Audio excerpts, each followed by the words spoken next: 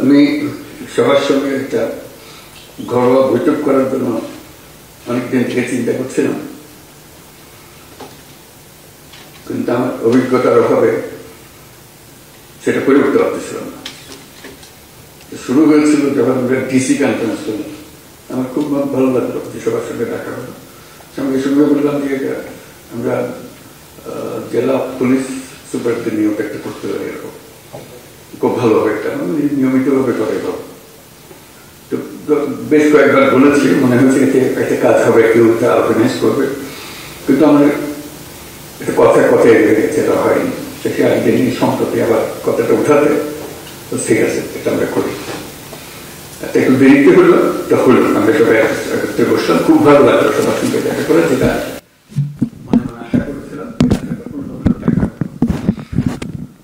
আশা করেছিলাম। এই জন্য সরকার যাই কিছুই করতে চাক না কেন, যে ভঙ্গিতেই করতে চাক না কেন, শেষ পর্যন্ত পুলিশের হাত দিয়ে করতে হয়।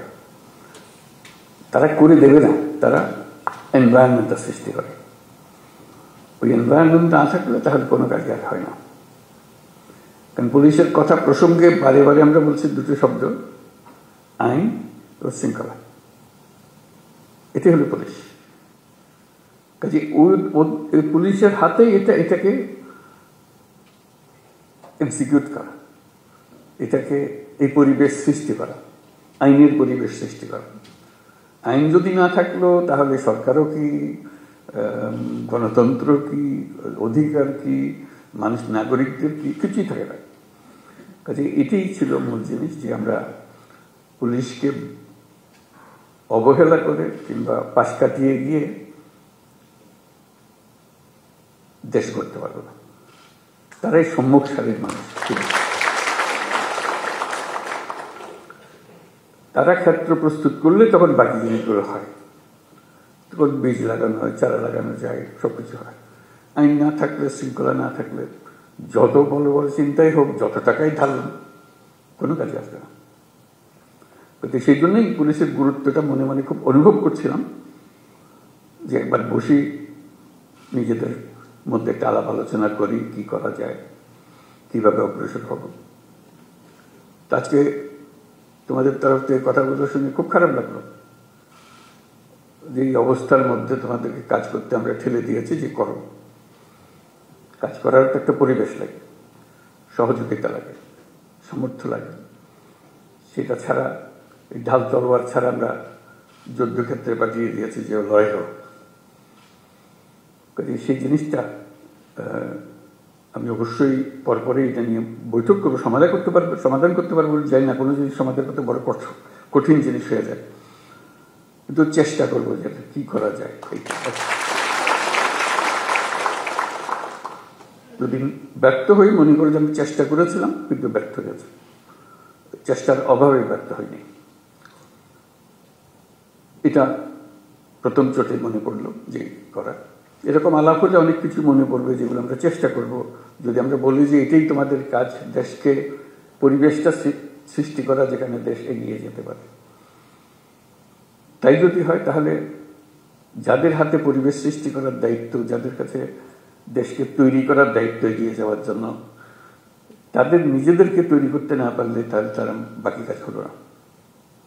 তো সেই জন্য আমরা অগ্রাধিকার দিতে চাই, প্রায়োরিটি দিতে চাই যে যেটা আমরা পারি। আর কথা বলার আরেকটা কারণ ছিল, যে কারণে বসতে চেয়েছিলাম, সেটা হলো যে আমি সরকারে যোগ দেবার আগেও বলেছি, এখন সরকারে যোগদান পরেও বলছি, বাংলাদেশ একটা মস্ত বড় সম্ভাবনাময় দেশ। আমি বারে বারে এটা অনুভব করি। এটা রাজনৈতিক মাঠের বক্তৃতার জন্য না, ব্যক্তি হিসেবে, দেশের নাগরিক হিসেবে অনুভব করি যে এটা বিরাট একটা সম্ভাবনা, এবং কিছু কিছু উদাহরণও দিই কেন এটার সম্ভাবনাটা আমি দেখি। কিন্তু সেই সম্ভাবনাটাকে আমরা বাস্তবের দিকে আনতে পারছি না, থেকে যাচ্ছি। আজকে আমরা একটা সুযোগ পেয়েছি, মস্ত বড় সুযোগ, সেই সম্ভাবনাকে কার্যে পরিণত করা। এবং জুলাইয়ের এই অভ্যুত্থানের ফলে সেই সম্ভাবনাটা সৃষ্টি হয়েছে। এই সম্ভাবনার যে পরিবেশ সৃষ্টি হয়েছে সেটাকে যেন আমরা হারিয়ে না ফেলি। কেন হারিয়ে ফেলা খুব সোজা, মুহূর্তে হারিয়ে যায়। এই সম্ভাবনাকে ধরে রাখা, যেটুকু সময় আমাদের আছে সেটুকু সময়ের মধ্যে আমরা চেষ্টা করব, ভবিষ্যতে যারা আসবে তারা আশা করি চেষ্টা করবে, পথটা যেন আমরা সৃষ্টি করে দিই। এই পথে আমরা এগুলো সম্ভাবনাগুলো বাস্তবে পরিণত হবে। শুধু বাংলাদেশ একটা সুন্দর দেশ হবে, নিয়মতান্ত্রিক দেশ হবে, গণতান্ত্রিক দেশ হবে, সেটা তো বটেই। আমি মনে করি বাংলাদেশ পৃথিবীর যে সমস্ত অগ্রগামী দেশ আছে যারা পৃথিবীতে নেতৃত্ব দেয় তাদের মধ্যে একটা হতে পারে, এরকম একটা দেশের সম্ভাবনা আছে। এটা কোনো আত্মতুষ্টির জন্য না, এটা আমরা, আপনারাও নিশ্চয় দেখবেন, তোমরা দেখবে এটা, যেটা একটু বিচার করলে মনে হয় যে হ্যাঁ এই সুযোগ আছে। আমি একটু কয়েকটা উদাহরণ দিই। এই যে গণ অভ্যুত্থান হলো, এটা বিরাট একটা কাণ্ড, ইতিহাসের একটা বিরাট পরিবর্তন সূচিত হলো। লন্ডভন্ড অবস্থার মধ্যে আমরা এই যাত্রা শুরু করলাম। সারা দুনিয়ার যত দেশ আছে সবাই আমাদেরকে সমর্থন করলো। শুধু মিনমিনে সমর্থন না, আচ্ছা আচ্ছা ঠিক আছে করো, ওরকম না, উৎসাহ করে এগিয়ে আসলো। তারা যেরকম মনে করেছে যে হ্যাঁ এই দেশ যদি উঠে দাঁড়াতে পারে সেটা ভালো সঙ্গী হবে সবাই। আমাদের উপরে তারা ভরসা করেছে, যেরকম আমরা নিজেদের উপরে সে ভরসা আনতে চাই। আমাদের সে ভরসা অনেক সময় হারিয়ে যায়, যে মনে হয় যে না কি হবে, এই তো 2 দিন পরে আবার সব পাল্টে যাবে, কয়দিন থাকবে এটা দেখি আমরা। একটা প্রশ্নবোধক নিয়ে অগ্রসর। আমি যেটা বলার চেষ্টা করছি যে প্রশ্নগুলো সরিয়ে দেওয়া, আমাদের কোনো প্রশ্ন নেই, আমরা এটা করবোই, আমরা করার সামর্থ্য আছে আমাদের। এই যে নতুন করে আমাদের যাত্রা শুরু হলো, এটা একটা মস্ত বড় সুযোগ।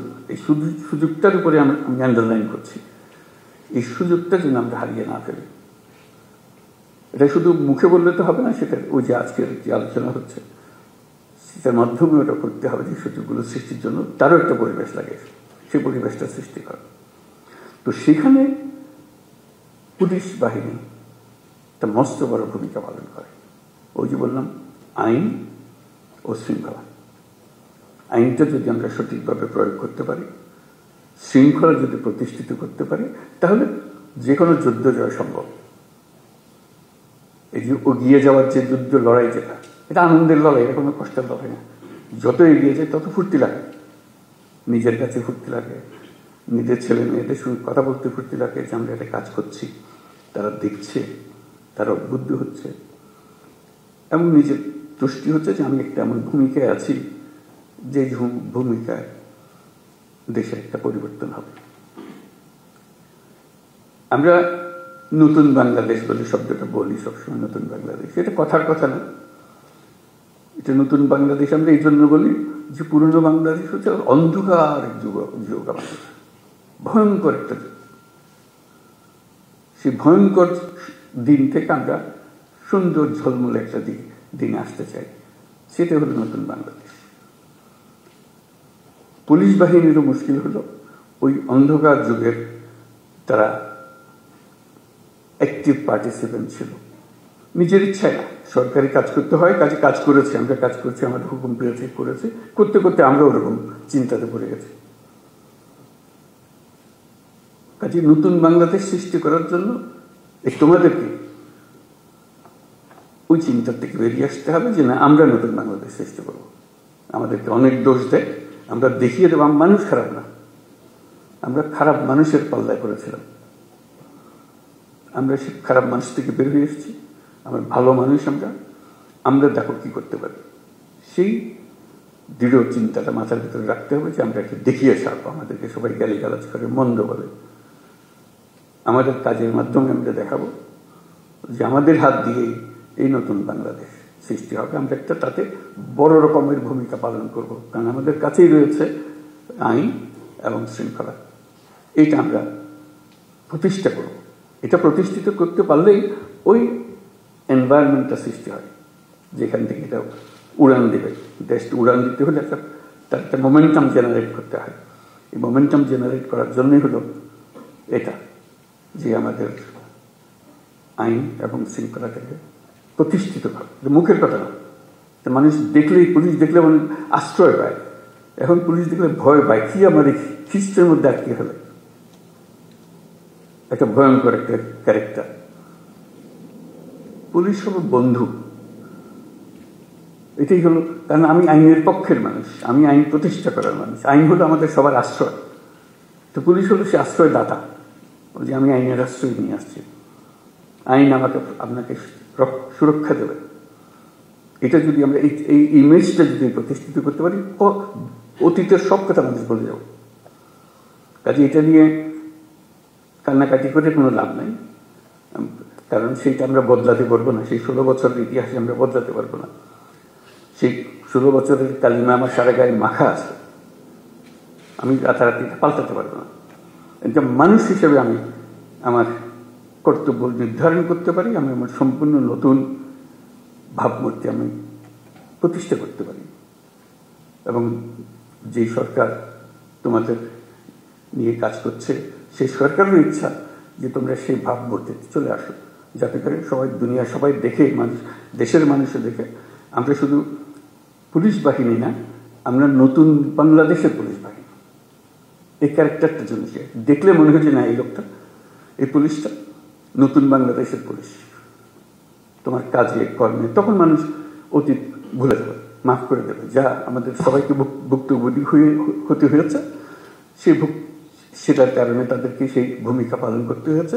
এখন সুযোগ পেয়েছে, তারা নিজের চরিত্র নিজের ভাবে উন্মোচন করেছে যে আমি নতুন বাংলাদেশের পুলিশ। এই নতুন বাংলাদেশের পুলিশ বলতে যা যা তোমার মনে আসে, সেই জিনিসটাকে প্রতিষ্ঠা করা, এটাই হলো আমাদের মূল কাজ। এটা করতে পারলে আমরা আমাদের এই যে সুযোগ সৃষ্টি হলো, আমি যে সুযোগের উপরে জোর দিচ্ছি, অভ্যুত্থানের কারণে যে সুযোগ সৃষ্টি হয়েছে, যার কারণে আমরা নতুন বাংলাদেশের কথা জোর দিয়ে বলছি। মাঝে মাঝে লোকে মনে করে এটাও একটা রাজনৈতিক বক্তব্য, বলতে শুনতে ভালো লাগে কিন্তু অন্তঃশাসন নয়। আমরা সেভাবে বলার চিন্তা করি নাই, আমরা বাস্তবিক পক্ষে মনে করেছি যে এটা একটা মস্ত বড় সুযোগ। এটা নতুন দেশ, যেমন নতুন দেশ আর আশেপাশের 2-4টা দেশের সঙ্গে পাল্লা দেবে তা না। আমরা দুনিয়ার মাঠে খেলোয়াড়, আমরা ছোট মাঠে খেলোয়াড় না। বাংলাদেশ, ওই যে বললাম, বাংলাদেশ অপূর্ব একটা দেশ। সেই দেশে যারা আমরা দুনিয়ার মাঠে খেলি, আমাদের দেখে লোকে হাততালি এসছে, বাংলাদেশ নেমেছে এবার। ওরকম চাই, ওরকম এমন করতে পারি। এটাও কোনো বাক্য উচ্চারণ করা মানুষের মধ্যে একটু ভাবনা চিন্তা সৃষ্টি, তা না। আমরা বাস্তবে পারি, আমাদের সেই সুযোগ আছে। সেই সুযোগের কথা বারে বারে বলার চেষ্টা করছি, এই সুযোগগুলো যেন আমরা গ্রহণ করি।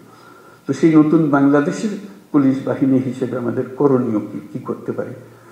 অতীত নিয়ে কান্নাকাটি করার দরকার নাই, নতুনের জন্য আমরা প্রস্তুত এবং করে দেখাবো। এটা মুখে বলে আমরা নতুন বাংলাদেশ করবো ইত্যাদি মুখে বলার দরকার নেই, কাজে বলবো যে হ্যাঁ, এই হলো নতুন বাংলাদেশের পুলিশ বাহিনী। সবাই ভাবা দেবে যে হ্যাঁ, এই একটা কাজ। এবং আশেপাশের যারা আছে তারা বললো যে ভাই, আপনার একটা কাজ দেখালেন এবার। এটা আমরা চিন্তা করি নাই, পুলিশের হাত দিয়ে এই কাজ হতে পারে, পুলিশের মাথায় চিন্তা আসতে পারে। কারণ পুলিশ সম্বন্ধে ইমেজ হলো যে তারা খারাপটা আগে দেয়, খারাপটা আগে করে। আমরা ভালোটা আগে দেখবো, ভালোটা আগে করবো। আমাদের পুরো বাহিনীটা নিয়োজিত, 1-2 করা, সেটা ঠিক আছে, খারাপ না, কিন্তু তাতে বাহিনী পাল্টায় না। বাহিনী সামগ্রিকভাবে একটা কাঠামো, এই কাঠামোর কাছে অনেক শক্তি, যদি আমরা সেই শক্তিকে ঠিক দিকে প্রসারিত করি। সেটি বলার জন্য, যে এই কমিউনিকেট করার জন্য, যে আমরা এই সুযোগটা গ্রহণ করি, আমরা কি কি করলে হবে সেই আলোচনাটা আমরা শুরু করি। যে এই জিনিস হলে এটা একটা টিম ওয়ার্ক, তো এটা তো আর একক কোনো উপদেষ্টা মহোদয় হুকুম দিয়া দিল আর তোমরা করে ফেললে, এরকম না। এটা সবাই মিলে একটা টিমের মতো খেলতে হবে। এবং বাংলাদেশের যত টিম আছে সবচেয়ে গুরুত্বপূর্ণ টিম হলো তোমরা, পুলিশ টিম। আমরা বহু টিম আছে, ব্যবসা বাণিজ্য অন্যান্য বহু রকমের জিনিস, কিন্তু গোড়াটা ঠিক করে দিতে হয় পুলিশকে। ওই যে বললাম যে পরিবেশ তার হাতে, পরিবেশ মানে কাজ করার পরিবেশ। এই পরিবেশটা তোমাদেরকে সৃষ্টি করতে হবে এবং তোমরা পারবে, না পারার কিছু নেই। এবং যদি অতীতের কোনো কাজে তোমার কাছে অনুশোচনা এসে থাকে, দুঃখ এসে থাকে, এই হলো সুযোগ। এই দুঃখটাকে মোচন করার জন্য এমন কাজ করব, মানুষ ওটা শুধু ভুলে না, এই যেটা নতুন কাজ সেটা দিকে আমাকে স্মরণ করবো। অতীতের প্রশ্ন উঠবে না আর আমার কাছে, তারা পরিষ্কার দেখবে যে আমরা কি করি না করি, এই জিনিসটা করা। তো সেটা বলবো যে আমরা তো করতে চাই, কিভাবে করব, আমাদের তো সুযোগ দিচ্ছে না। এই সুযোগটা কিভাবে আমরা করতে পারি? আমরা সবাই মিলে একটা টিম, তোমরা একটা টিম আলাদা এরকম না, আমরা সবাই মিলে একটা টিম। তোমাদেরটাও সেই সুযোগ করে দিতে হবে, যাতে করে আমরা যতটুকু আমাদের সাথে আছে সেগুলো, সেই আয়োজনগুলো করে দেওয়া যাতে আমরা করতে পারি। বাংলাদেশের সুযোগের মধ্যে একটা যেটা যে বললাম যে মস্ত বড় সৌভাগ্যবান জাতি, তার মানুষ, মানে আমরা সবসময় চিন্তা করে এসেছি যে বাংলাদেশে এত মানুষ, এর কপালের দুঃখ ছাড়া আর কিছু নেই, খালি বাড়ছে তো বাড়ছেই এতগুলো মানুষ। বাস্তব পরিস্থিতি তো উল্টা। আমরা এত সৌভাগ্যবান জাতি যে আমাদের শক্তির অন্ত নাই, মানুষের শক্তি। মানুষের শক্তির সঙ্গে কেউ পাল্লা দিতে পারে। মানুষের ভিতরে ভীষণ রকম একটা সৃজনশীলতা আছে, যে সমস্যা দিকে সেই সমস্যাকে উল্টে ফেলে। এটা সমাধান এমন জিনিস হয় যে মানুষ চিন্তাও করে না, এটা সমস্যা ছিল, এটা এসে অদ্ভুত রকম করে পাল্টে ফেলেছে। আমাদের সেই সামর্থ্য আছে, কারণ আমাদের যে জনসংখ্যা তার বেশিরভাগ হলো একেবারে কাঁচা তরুণ। এরকম দেশ দুনিয়াতে নাই, এত মানুষ, এত তরুণ মানুষের দেশ। এবং সে তরুণ অসহায় তরুণ না, তারা নানা বুদ্ধি সল্লা করে, এটা করে ওটা করে, কোনো জিনিস বাদ থাকে না। আমরা অতীতে যা যা করে এসেছি একটু ফিরে দেখলে, তার ব্যাখ্যা করলে দেখা যাবে কি রকম সমস্যাটাকে তারা সমাধান করে দিয়ে নিজে নিজে সব করে ফেলেছে। আমরা সবাই মিলে তাদেরকে বাধা দিয়েছি, সরকার বাধা দিয়েছে, পুলিশ বাধা দিয়েছে, ব্যবসা বাধা দিয়েছে, কিন্তু তারা এর মধ্য থেকে কাজটা করে ফেলেছে। আমরা পথে পথে তাদের বাধা সৃষ্টি করেছি।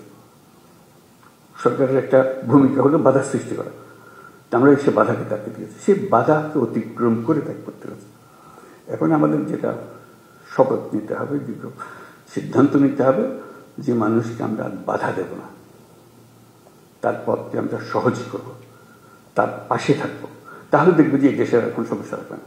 শুধু তার পাশে থাকা, শুধু আইনের ভিতরে তাকে রাখতে হবে। তাকে বলতে ভাই আইনটা বলবেন না, আইনটা হাতে নিয়েন না, আইনের ভিতরে থাকেন, আমি যা দরকার আমি করে দেবো আপনার জন্য, আইনের ভেতরে থাকেন। আর আমি নিজে যদি আইন ভঙ্গ করি তাহলে সেটা বলবে যে আচ্ছা আমি কি, আপনি কি আমার ওয়াজ করতেছেন, সেই ওয়াজটা আপনি নিজে মানতেছেন না, সে হাসবে। এখন এটা কোনো অর্থ থাকবে না। কাজে নিজে আগে মানি যে আমি আইনের ভেতরে থাকবো, এবং তখন সে মানবে যে হ্যাঁ আইন এটা আমাদের করতে হবে, যেটা করা। সম্ভাবনার কথাটা বললাম, এই সম্ভাবনাটা কিভাবে আমরা কাজে লাগাবো। এই সরকার, অন্তর্বর্তীকালীন সরকার, এটা হাতে খুব বেশি সময় নাই। আমরা অলরেডি 7 মাস পার করে এসেছি। আমরা বলছি ডিসেম্বরে নির্বাচন হবে। কাজে এর মধ্যে যা আমরা করতে চাই, যা আমাদের সামর্থ্য আছে এগুলো করে ফেলা। কাজে কি কি সংস্কার, আমরা সংস্কারের উপর দিচ্ছি, তোমরাও সংস্কারের কথা বলছো, যে আমাদের যত সংস্কার করার দরকার আছে আমি করে ফেলি। কারোর জন্য অপেক্ষা করে আমাদের কোনো ফায়দা হবে না, কাজটা করতে হবে এবং সেটা আমাদের প্রতিষ্ঠিত করতে হবে। যে আমরা সেই অংশটা করব, এটা আশ্বাস দিলাম তোমাদেরকে। তোমরা আমাদেরকে বলবো যে আমরা আমাদের পার্টটা আমরা করবো। আমরা এই নতুন বাংলাদেশের নতুন সৈনিক পুলিশ বাহিনী হব। এটা হলেই আমরা ওই ক্ষেত্রটা প্রস্তুত করলাম। এই ক্ষেত্র প্রস্তুত করলেই আমরা থাকি আর না থাকি, এটা দেশ থেকে যাবে, এটা চলবে। অন্যরা মনে করবে যে না এটা সুন্দর চলছে, এটা চলতে থাকবে, সেই জিনিসটা করে। যেহেতু নির্বাচন আসছে, নানা রকমের সমস্যা হবে, নানা রকম চাপ আসবে, তবে ডেসপারেট হয়ে যাবে, আমার ক্যান্ডিডেট জেতাতে হবে, ওর ক্যান্ডিডেটকে জেতাতে হবে। তুমি এখন আইন মানতে চাইলে তোমার উপরে খেপাখেপি করবে যে না কিছু তো আইন, তুমি আমাকে আইন দেখাও, এসব হবে। আমাদের সেখানে শক্ত থাকতে হবে, আইনের ভেতরে থাকতে হবে, যাতে করে যে সরকার নির্বাচিত হয়ে আসবে সে সরকার আইনের সরকার যেন হয়, আইনের মারফতে যে এসছে, যে আইন ভেঙে ভেঙে এসছে সে সরকার কোনোদিন আইন রাখতে পারবে না, কারণ সে ভাঙারই অভ্যাসটা। কাজে এই যে সুযোগের কথাটা বললাম, এই জন্য বললাম এই সুযোগটা হলো এমন যে আমরা যাতে ভবিষ্যতের সরকারটা যেন আইন মানার সরকার হয়, এটার জন্য আমরা নিশ্চিত করতে পারি। সেটারও দায়িত্ব তোমাদের হাতে, যেহেতু নির্বাচনটা তোমাদের হাত দিয়ে হবে। কারো কথা মানার দরকার নাই, না অন্তর্বর্তীকালীন সরকার, না অন্য সরকার যারা নির্বাচন করছে তাদের বিষয়ে কারো কথা। আইন যা বলে তুমি আইনের ভেতরে থাকো, তাহলে পরবর্তী সরকার আইন মানার সরকার হবে। আর যদি বলছি হ্যাঁ ওরা কি আছে, ওরা তো আসতেছে, ওদের কুটুম মানুষ ছাড়া আমরা কি করব, তাহলে আমরা অন্যদিকে চলে গেলাম। যেই হোক সে ছাত্রদের দল হোক, সে পুরানা দল হোক, নতুন দল হোক, কিছু হয় না, বলে আমরা আইনের ভেতরে আছি।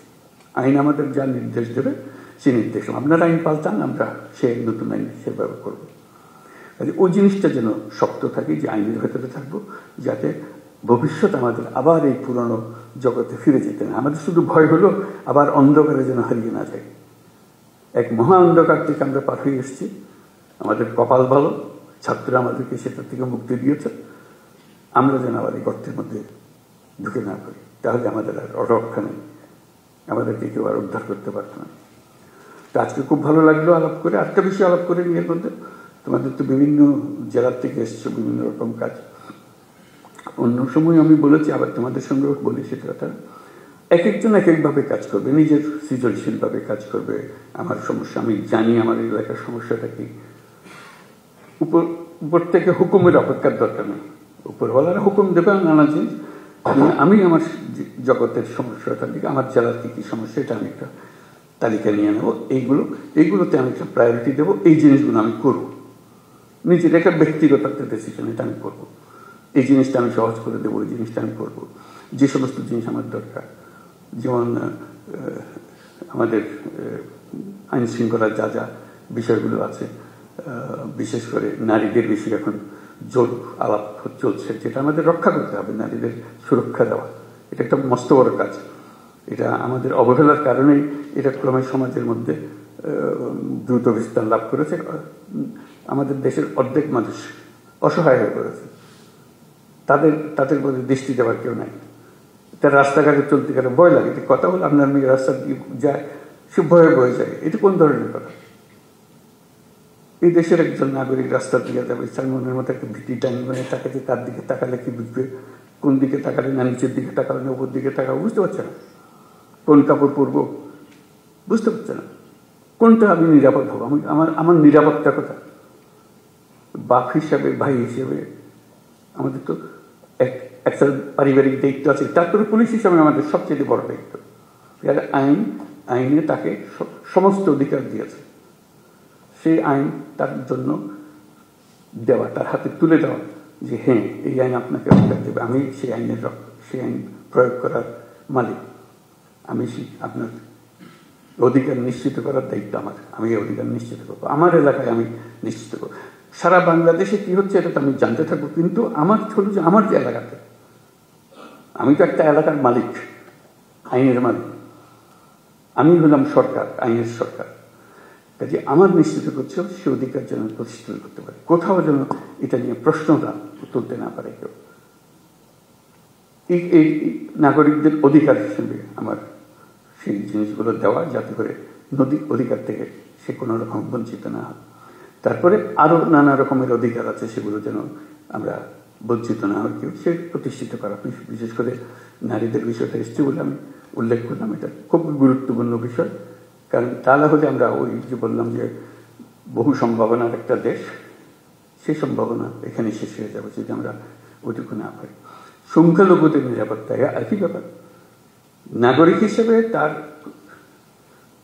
আমাদের কনস্টিটিউশন অনুসারে যত অধিকার দেওয়া আছে সবগুলো নিশ্চিত করা আমাদের দায়িত্ব, এবং সেই দায়িত্ব পুলিশের মারফতে আমাদেরকে এক্সিকিউট করতে হয়। কাজে পুলিশ হিসেবে যে সংখ্যালঘুর নিরাপত্তা এবং যে কোনো ব্যক্তির নিরাপত্তা, সেই অসহায় গরিব মানুষের নিরাপত্তা, শক্তিশালীর হাত থেকে তাকে বাঁচানো, সেটা নিশ্চিত করা ইত্যাদি, এইগুলো যেন আমরা করতে পারি।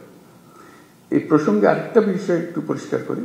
আমরা তো বললাম যে আমরা কাজ করব এবং নতুন বাংলাদেশ গড়ব এবং খুব দ্রুত আমরা এগোতে পারবো। সব ঠিক আছে, এগুলো কোনোটাই পেছনে কোনো প্রশ্নবোধক নেই, এগুলো নিশ্চিত একটা বিষয়। কিন্তু এর মাঝখানে আমরা একটা পরিষ্কার মাথার ভেতরে যেন রাখি, আমরা একটা যুদ্ধাবস্থার মধ্যে আছি। আমরা এই 8ই অগস্টের পরে ভুলে গেছি যে আর যুদ্ধ নাই, এবং যুদ্ধ শেষ, কথা ঠিক না। আমরা একটা কন্টিনিউয়াস যুদ্ধাবস্থার মধ্যে আছি। এটা যেন মনে থাকে যে আমরা যুদ্ধাবস্থার মধ্যে আছি। এই যুদ্ধ অবস্থার থেকে আমাকে জয় হয়ে ফিরে আসতে হবে, বের হয়ে আসতে হবে। এই যুদ্ধটা কিভাবে হয়? পরিষ্কার, লোকে সুযোগ গ্রহণ করে, যারা পরাজিত শক্তি তারা সুযোগ গ্রহণ করে একটা উস্কিয়ে দেবে, একটা কিছু গোলমাল পাকিয়ে দেবে, এবং প্রথম নজর আসবে পুলিশের নজর। তার দৃষ্টিতেই তো সাংঘাতিক, তো আমাদের বিরাট শৃঙ্খলা ভঙ্গের কাজ করবে, আমাদের শান্তি নষ্ট করবে, আমাদের গোলযোগ পাকিয়ে বলবে। তার চেষ্টা হলে একটু গোলযোগ পাকিয়ে দেওয়া। সে তো সম্মুখ যুদ্ধে আসতে পারছে না, সে কথা একটা প্রচার করবে, প্রচার করে দিয়ে একটা মহাকাণ্ড তুলে দেবে যে এই ওকে মেরে ফেলেছে, ও কি হয়েছে, ও এইরকম করেছে, একটা কথা, একটা ছবি ছাপিয়ে দেবে, একটা পোস্টার লাগিয়ে দেবে ইত্যাদি। এটা কন্টিনিউয়াসলি চলতে থাকবে, কারণ সেই যুদ্ধ ক্রমাগত তীব্রতর হবে। যতই নির্বাচন কাছে আসবে ততই তীব্রতর হবে, কারণ ওই পরিবর্তন হয়ে গেলে আবার তারা মনে করবে যে আমরা আরেকবার পরাজিত হয়ে গেলাম, ওখানে যদি পরাজিত হয়ে যায়। কাজে সেই এটা তীব্রতর করতেই থাকবে। ওইখানেও ফ্রন্ট ফোর্স হলো পুলিশ বাহিনী, নজরে রাখা এবং সবার দিকে খেয়াল রাখা। কাউকে সন্দেহ করেছি তার মানে এই নয় যে তাকে এখনই আমাকে কারাগারে নিয়ে, তা না। সেও দেশের নাগরিক, কাজে দেশের নাগরিক হিসাবে তার অধিকার আছে, যদি নাগরিক হিসাবে থাকে। আর যদি দোষ করে থাকে তার উপর নজর রাখবে, দোষ করা মাত্র যেন আমি তার ধরে রাখতে পারি, যেটা আমাদের নিরাপত্তা বিঘ্নিত করছে, আমার আইন ভঙ্গ করছে ইত্যাদি ইত্যাদি যেগুলো আছে। কাজে যেটা আমার আন্ডারলাইন করার কথা যে আমরা যুদ্ধাবস্থার মধ্যে আছে, এই যুদ্ধাবস্থা চলতে থাকবে, বিশেষ করে ইন্টেন্সিফাই হবে, ক্রমাগতভাবে এটা ঘনীভূত হবে। এই মেঘ আস্তে আস্তে কালো মেঘ, কাল থেকে আরো প্রচন্ড বেগের মেঘ, ঘূর্ণিঝড় ইত্যাদি হতে থাকবে। আমরা যদি সতর্ক থাকি তাহলে এটাকে আর বাড়ার সুযোগ দেওয়ার দরকার হবে না।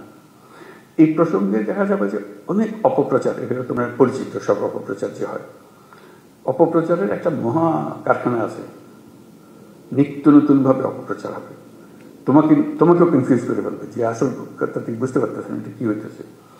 কাজে সেটার থেকে বাঁচে, এই অপপ্রচার থেকে বাঁচে। অপপ্রচারে কোনো একটা সূত্রপাত হলে তোমার এলাকায় যদি হয়, সঙ্গে সঙ্গে এটা রিপোর্ট করা যে এখানে একটা অপপ্রচার চলছে, এটাকে শিগগিরই একটা পরিষ্কার করে ফেলতে হবে, লোকে যেন ভুল ধারণার মধ্যে না থাকে। নড়াচড়া ইত্যাদি, কারাই অপপ্রচার করছে, কারাই ফ্যাক্টরি বানিয়েছে, কোথায় বানিয়েছে, কারণ তাদের এন্ট্রান্স সর্বত্র, যেহেতু তাদের হাতে বিশাল অঙ্কের টাকা আছে, কি পরিমাণ টাকা আছে সেটা পত্রিকায় তোমরা দেখতেছো। ওইটার থেকে ওই যুদ্ধটা আমাদের জয় করতে, আমরা এই যুদ্ধকে উঠতে দেবো না এটা। আর আমাদের জগৎকে আমরা যে নতুন বাংলাদেশ গড়তে চাই, সেই নতুন বাংলাদেশ দিকে আমরা অগ্রসর হব। এটা ডিসিদের মিটিংও বলেছিলাম, এখানেও সেটা বলি আমি, এটাও আমার কাছে খুব গুরুত্বপূর্ণ বিষয়। সেজন্য এটা হলো যে আমরা 64 জেলার 64 জন দায়িত্বে আছে। 64 জন তো একরকম না। একটা হলো যে ব্যক্তিগতভাবে একরকম না, একটা হলো যে কেউ অ্যাক্টিভ, কেউ একটু ইনঅ্যাক্টিভ, দুদিন পরে করতেছে, আজকে যেটা করার কথা কালকে বলবো, পরশু করবো, এরকম। তো সেটা যে আমরা যাচাই করবো কিভাবে, সেই জন্য স্বরাষ্ট্র মন্ত্রণালয়কে বলবো একটু খেয়াল রাখা, এটা একটা প্রক্রিয়া সৃষ্টি করা, যাতে করে উৎসাহ হয়। আমার কাজের মধ্যে একটা উৎসাহ আছে, আমি যেন ঝিমিয়ে পড়লে এটা আমাকে জাগিয়ে দেয়। আমি পারি, কিন্তু একটু ঝিমিয়ে গেলে একটু চাঙ্গা করে কি করা, আমি প্রস্তাব দিচ্ছি যে র্যাঙ্কিং করা। প্রতি মাসে এই 64 জেলাকে 1 থেকে 64-তে নিয়ে আসা, সবাই কে কোন স্থানে আছে। ক্লাসে এরকম হয় না যে ফার্স্ট বয় সেকেন্ড বয় হয়, ফুর্তি লাগে। আমার একেবারে লেজের গোড়ায় দিয়েছি, আমার খুব খারাপ লাগে, আমি পারি, তখন আমার একটু গোসা লাগে যে কি বলে ওই কারণে আমার উপরে যায়, আমি হচ্ছে অনেক ভালো করি। কত বলবো যে আমার জেলাটা আসলে খারাপ, আমাকে এই জন্য হয়েছে, পরে বলবে না ওরটা অত খারাপ, ওটা তো ভালো না, ও তো আমার উপরে চলে গেছে। এই জিনিসটা করে, এটা খেলার মনোবৃত্তি থেকে, কোনো কাউকে শাস্তি দেওয়ার জন্য না, যে এটা খেলোয়াড়, যে সবাইকে জানানো হবে এই কি ক্রাইটেরিয়াতে হবে সেই ক্রাইটেরিয়াটা তার ঠিক করে দেবেন। তোমরা জানো যে এই ক্রাইটেরিয়াতে বিচার হয় এবং প্রতি মাসে এটা তৈরি হয় 1 থেকে 64। তো আমাদের যেটা হবে, তাদের স্বরাষ্ট্র মন্ত্রণালয়কে বলবে, যেটা হবে একই ব্যক্তি বারে বারে 64তে থেকে যায়, এটা নিয়ে এখন আমাদের সন্দেহ। আগে যে 64 ছিল 66, তারপর 63তে চলে গেছে, তারপরে 50-এ চলে গেছে, তারপরে 32-এ চলে গেছে, সে নড়াচড়া করে। এইগুলো 64 আর নড়ে না দেখি, খালি ওখানেই থাকে। তাহলে তার মধ্যে একটা বেসিক প্রবলেম আছে। হয় এটা তার পারিপার্শ্বিক একটা প্রবলেম, অথবা তার ব্যক্তিগত একটা প্রবলেম। সেটার দিকে নজর দেওয়া, তার একটু সাহায্য করা, যে একটু নড়াচড়া, একটু 2-1 ধাপ উপরে ওঠার জন্য চেষ্টা করো, উৎসাহিত করা। কেন এটা উৎসাহিত করা, ইনসেন্টিভ দেওয়ার জন্য, যে আমরা দেখালাম যে কি হলো। ওই শুধু নজর রাখা যে জায়গাতে আছে নিচের দিকে, সেই নিচের দিকে থেকে যাচ্ছে, উপর দিকে ওঠার চেষ্টা করতেছে না বা পারতেছে না, তাহলে তাকে ট্রেনিং দিতে হবে, তাকে সাহায্য করে দিতে হবে, যাতে করে সে একটু উপরে উঠতে পারে।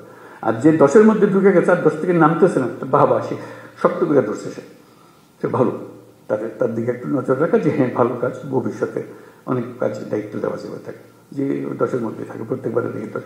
এরকম একটা প্রক্রিয়া হলে ফুর্তি লাগে কাজ করার মধ্যে।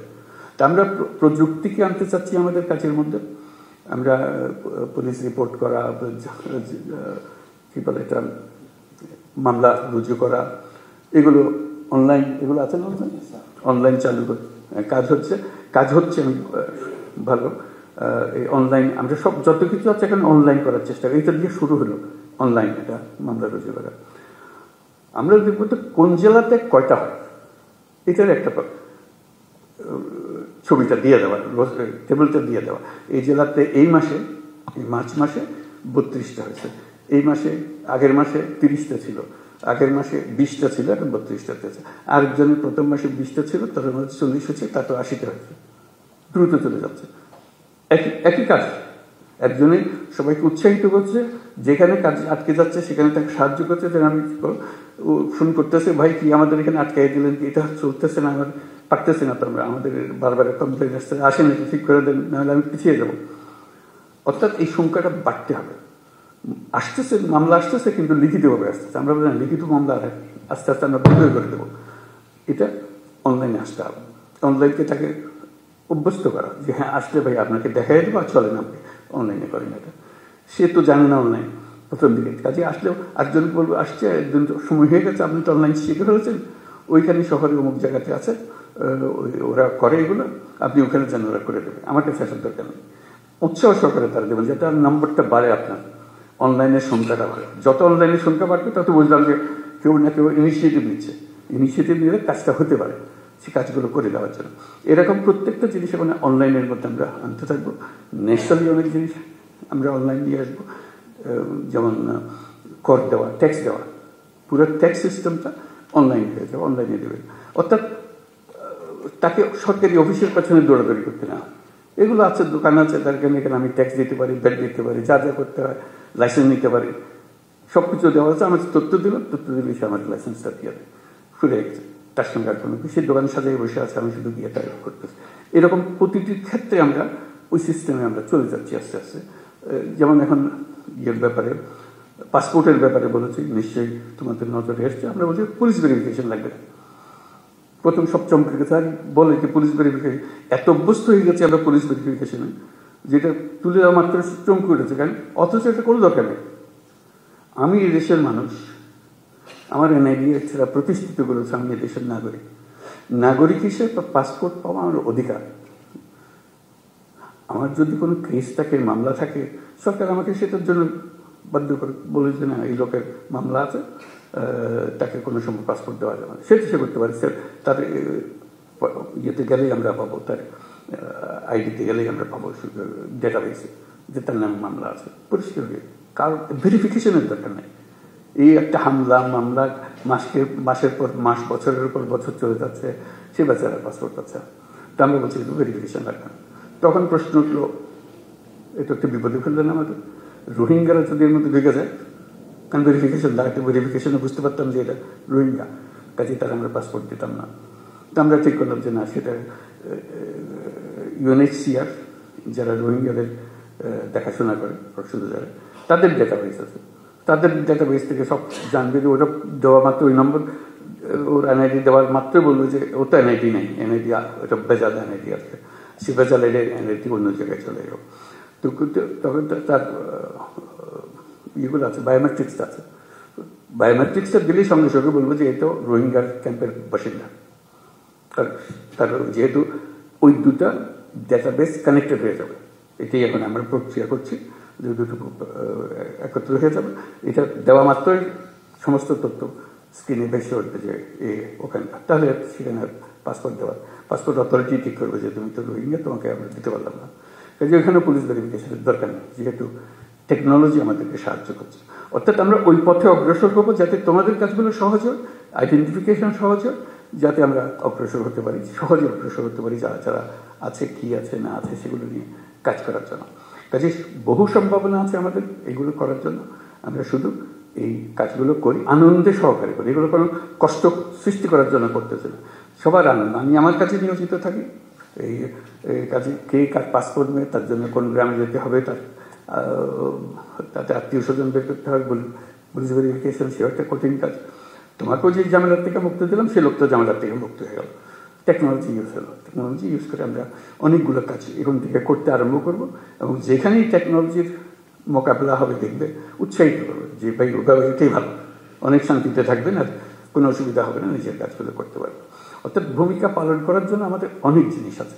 পুলিশ বাহিনী হলো আমাদের কোর বাহিনী, যাতে মানুষের সঙ্গে, সরকারের সঙ্গে যে আমাদের সংযুক্ত রাখে, মানুষের মনে উৎসাহ সৃষ্টি করে, আনন্দের সৃষ্টি করে, যে আমরা জাতি হিসেবে এগিয়ে যেতে চাই, আমরা হেরে যাওয়ার জাতি না, আমরা জয় হওয়ার জাতি, আমরা পারবো, আমাদের সেই সম্ভাবনার দুয়ার খুলে গেছে, সেই সম্ভাবনাগুলোকে আমরা কাজে লাগাতে চাই, সেই কথাগুলো বললাম। আজকে এই কথাগুলো বললাম, আরও ভবিষ্যৎ আরও হবে, এখন অনেক জিনিস জানতে পারলাম, এগুলো নিয়ে আমরা বসে যতটুকু করতে পারি, যাতে করে আমরা আমাদের কাজগুলো যে কয় মাস আমার দায়িত্বে আছে, সেই কয় মাসে অন্তত আমরা অনেক দূর নিয়ে যেতে পারি। ভবিষ্যতে কী হবে সেটা ভবিষ্যতের হাতে, কিন্তু আমাদের প্রতিটা দিন যেন আমরা মনে করি যে আমরা একত্রে সবাই মিলে বসে দেশের জন্য একটা কাজ করেছে, যেটা দেশকে এগিয়ে নিয়ে যেতে সাহায্য করছে। বিশেষ করে আমাদের ছেলেমেয়েরা, তারা আমাদের দিকে তাকিয়ে আছে যে আমরা কী করছি, তাদের কপালে কি সিল মেরে দিচ্ছি যে দোল দেওয়ালে কিছু দুঃখ ছাড়া কিছু নেই, নাকি তাদের দরজা খুলে দিচ্ছে যে তারা যেখানে ইচ্ছা পারে তারা যেতে পারে, তাদের সামর্থ্য দেখাতে পারে, তাদের অবস্থান দুনিয়ার সামনে তুলে ধরতে পারে, এবং সেটা পারার মতো জিনিস। আমাদের সামনের প্রজন্মদের বিষয়টা হল প্রযুক্তির জন্ম। এই প্রযুক্তি দিয়ে তারা কোথায় যে চলে যাবে আমরা চিন্তা করতে পারছি। আজকে যে ছোট্ট বাচ্চাটা আপনার ঘরে বড় হচ্ছে, দেখবেন যে সে কী যে কাণ্ড করে ফেলেছে তার 18 বছর বয়সে, 19 বছর বয়সে, আপনিও বুঝতে পারেন নাই, আপনার ফ্যামিলির কেউ বুঝতে পারেনি, সেও বুঝতে পারেনি, কিন্তু সে রাস্তা পেয়ে গেছে, যেহেতু প্রযুক্তি তার হাতে এসেছে। প্রযুক্তি একটা হলো যে আলাদিনের চেরাগের মতো, এটা যার হাতে গেছে সে এটা নিয়ে যে কোনো ইচ্ছা যে কোনো জিনিস করতে পারে। আমরা স্টারলিংকের কথা বলছি, যে স্টারলিংক আশা করি কিছুদিনের মধ্যেই শুরু হয়ে যাবে। হয়ে গেলে দেখবেন যে ফার্স্ট ইন্টারনেট, খুব দ্রুত গতির ইন্টারনেট হয়ে গেলে এই বর্তমান যে ইন্টারনেট আছে তার তুলনায় এটা এত গতি, তাতে সমস্ত কিছু হাতের মুঠোয় চলে আসবে, মুহূর্তের মধ্যে হাতের মধ্যে চলে আসবে, যে যা করতে চায়, আর কারোর জন্য অপেক্ষা করতে হবে। এটা তো একটা টেকনোলজি, এরকম বহু টেকনোলজি আরও আসতে থাকবে, যাতে আমাদের হয়তো একটু ধাক্কা খেয়ে এটা শিখতে হবে, কিন্তু বাচ্চারা জন্ম থেকে শিখে পারে। কেমনে শিখে, কে শেখাবো আমরা জানতেও পারি না, কিন্তু সে শিখে ফেলছে সব কিছু। 10 বছরের বাচ্চা, 11 বছরের বাচ্চা সবাইকে শেখাইতেছে কী হইতে হবে। তুমি পারবে না, আমার আমি করে দিচ্ছি, 1 সেকেন্ডের মধ্যে সে করে দিল। আমি ঘন্টা খানিক ধরে চেষ্টা করতে এটা পারতেছে না, সে 1 সেকেন্ডের মধ্যে এটা করে দেয়। তার মধ্যে বিল্ট ইন একটা জিনিস আছে যেটা আমাদের মধ্যে নাই, আমরা পারিনি, আমাদের জমানায় সেটা ছিল না বলে। এখন তার জমানায় এসছে, সেটাতে ওস্তাদ হয়ে গেছে, সেই জগতের মধ্যে আমরা প্রবেশ করছি। ওকে এখন বাড়ার সুযোগ দেন, উড়ার সুযোগ দেন, সেই জন্য আমাদেরকে সবাই নিয়ে উড়ান দিতে পারে। তো সবাইকে ধন্যবাদ। আজকে কথাবার্তা হলো, আশা করি ইনশাল্লাহ ভবিষ্যতে আবার এরকম সুযোগ হবে এগুলো বলার জন্য, আলাপ করার জন্য। আপনাদের বাকি অনুষ্ঠান চলতে থাকুক। আজকে আপনাদের কাছ থেকে বিদায় নেব। আসসালামু আলাইকুম।